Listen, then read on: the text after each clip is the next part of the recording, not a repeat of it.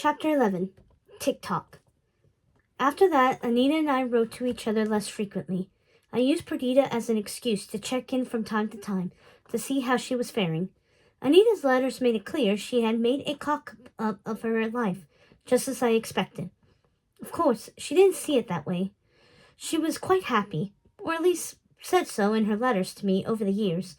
She went to typing school just as she planned and found herself a little flat near a park where she spent her idle time with Perdita, who by all accounts was thriving in Anita's care. Most of our correspondence were about Perdita, with little bits of news of our own lives peppered throughout our missives. Anita eventually met that jingle-writing fool Roger, when his Dalmatian got his leash tangled with Perdita's at the park. Can you believe it? How disgustingly adorable! The two of them now lived in poverty with only one servant to speak of, who I could only imagine was a dumpy-looking woman, old enough to be Anita's grandmother. Of course, that's not how Anita described her. She said she was a sweet, older, and very jolly woman. Well, if that doesn't sound like a dumpy old woman, then I really don't know what would. Besides, I honestly didn't have much time to devote to thinking about Anita, her idiot musician, and their pair of spotted beasts. I was too busy living the life of luxury with Jack. Whatever had happened the night Mama brought him to dinner couldn't have been all that bad, because he called on me the very next day. It wasn't long before we became an item, and his arrival in my life was just as Anita left it, felt quite written in the stars. Let me tell you about Jack. My Cracker Jack. Oh, he was a handsome devil, even more handsome than the leading men in films. He was the love of my life, and it wasn't too long before he was my husband as well, Jack DeVil. Yes, duckies, that's right. He took my name, just as he said he would, and I never thought less of him for it. All my ideas of a man not willing to take his wife's name flew right out the window when I met Jack. Jack joined me on my travels instead of Anita. Oh, the adventures we had together, the places we saw, the glamorous life we led. His personality could fill an entire room. So I'm sure you can imagine what we were like together. We were the it couple, always dressed to kill, always making it into the papers, always the funniest and smartest couple at any event. We were a force of nature. It was as if Anita leaving my life changed it for the better. I was becoming the woman I was meant to be.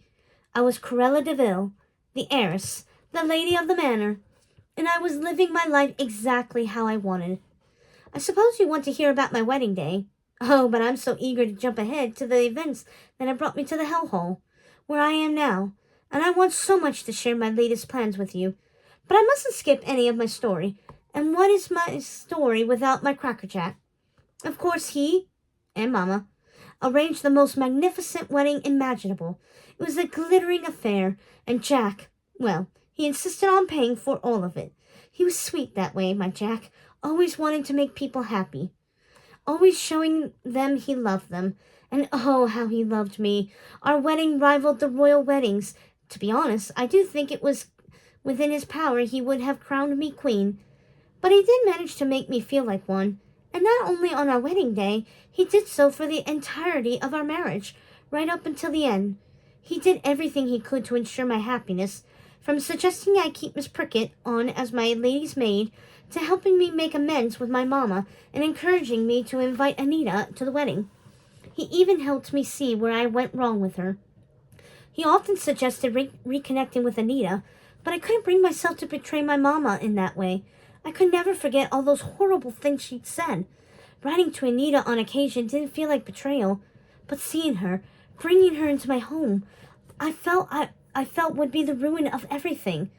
Ever since I decided to marry Jack, life was magical with my Mama.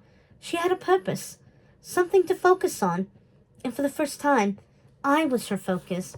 She helped Jack and me with all the wedding preparations.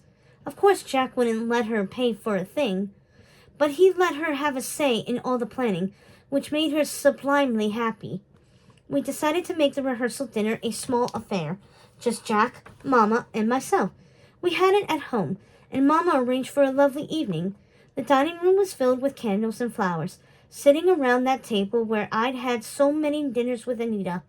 I have to admit I missed her that night. I wish she were there. My heart hadn't hardened completely to Anita. There was still a soft spot for her even then, but I couldn't bring myself to invite her to the wedding, let alone the rehearsal dinner, even if I did feel her absence keenly, even though I was nervous about the idea of talking with Anita again, and worried it would ruin things with Mama if I did. It was an empty space in my heart, reserved for Anita. It was going to be my last evening as an unmarried woman, though I hadn't been the sort of girl who daydreamed about the night before my wedding. The evening wasn't as I had imagined. I'd always thought I would spend it with Anita. "What's the matter, my darling?" Jack took my hand. "You should be happy. What has you so vexed?" "Nothing, Jack. It's nothing. I am exceedingly happy, I promise you," I said, but he wasn't convinced. "I can't have my Cruella sad the night before her wedding. I know what's the matter. You regret not inviting Anita." "I suppose I do," I said. "Oh, Cruella, don't give that girl another thought," said my mama, but Jack didn't agree. "I say you call her. Call her this moment and tell her you want her there. Hell, tell her you want her in the wedding. I made sure Miss Prickett arranged a dress for her in case you change your mind. Do it now, my love. Do it before you lose your nerve." He was really quite convincing, my Jack. His smile always won me over. "Do you really think she would come?" I was so excited. Jack's goodwill and optimism were infectious. "I do think she would come, my love. Now skedaddle and make that call." "I think I will," I said as Jackson came into the room to see if Jack would like to sit in the dining room with his port, while we ladies went into the drawing room. "Yes, Jackson, I will sit in here for a spell while Cruella makes her call. Can you arrange a line for her in the sitting room? She would like to call Miss Anita, he said. Then he gave me a big kiss right in front of Mama. Americans, you have to love their audacity. Mama and I left Jack to his port, and I poured Mama and myself some tea. I waited for Jackson to come back and arranged my call to Anita. "Cruella," Mama said with clear disdain, "do you really think it's wise to invite Anita at the last moment? Don't you think she would be insulted that you hadn't invited her months ago along with the other guests?" "Anita doesn't care about those sort of things, Mama." "Well then, perhaps you should think about how I would feel. It's bad enough I am losing my only daughter. Do I have to share the day not only with her husband, but with an insolent girl who treated me with such disrespect in my own home? Would you insult me like that, Cruella? Would you do that to us, now that we've become such good friends again? You know how I detest that girl. Isn't it enough that I've allowed that Miss Prickett back into our household? Am I expected to suffer her company as well as Anita's?" "Mama, Miss Prickett has been well out of your way. The poor thing has been hidden away and out of your sight. And besides, she is joining my household. After this evening, she won't be spending another night under your roof. As far as Anita is concerned, though, you're right. I'm sorry, Mama. Jack is just trying to make me happy." "What's that, love? Do I feel my ears burning? Were you talking about me?" Jack said as he came striding into the room, all smiles with a little skip in his step. "That was quick," I said. "I couldn't stand to be parted from you one more moment. It's bad enough I have to go to my club this evening, and I won't see you until tomorrow at the wedding." My Jack was always so sweet like that. And don't get the wrong end of the stick. He always meant what he said. He was entirely devoted to me. "My dears, if you don't mind, I think we will do away with this nonsense of men staying in the dining room to drink port while the ladies withdraw to the drawing room in our new home together. It's adequated, and most of our lady friends can talk circles around most men anyway," he said, sitting on the love seat next to me. "It's all the fashion, having the ladies and gentlemen withdraw to the same room. It's more lively and modern."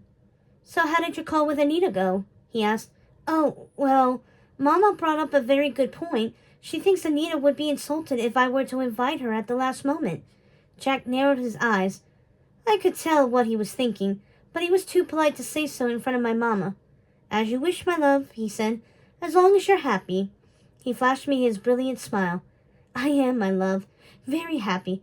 Perhaps I will call Anita when we get back from our honeymoon," I said, and I meant it. I honestly wanted her there for my wedding more than anything, but I couldn't upset Mama. I didn't want to ruin my new relationship with her. We should have her and her musician come stay with us. It will be a scream, Jack said. It will be just the sort of thing we will need once we get back from all our travels. Don't you think, dear? I can have some of my friends out as well. It will be the perfect opportunity for our friends to mingle and get to know each other. That sounds divine, I said, but I was distracted by Mama's frown. Jack kept talking. You know, I have half a mind to call Anita myself and tell her to come tomorrow. I know you won't truly be happy tomorrow unless she is there. I don't think we should wait until we're back from our travels. Mama cleared her throat.